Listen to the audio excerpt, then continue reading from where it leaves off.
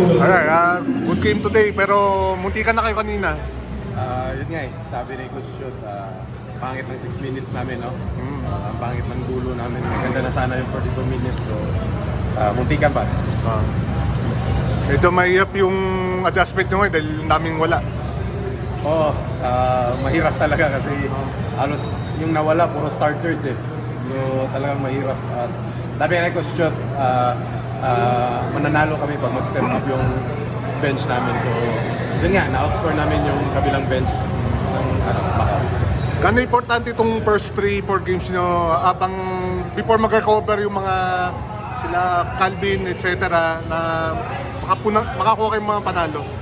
Importante kasi dalawang conference na eh, na palaging talo kami sa una, tapos hinahabol lang namin sa quarters. So ang hirap maging maghabol sa dulo. So importante talaga yung makapanalo ka sa una.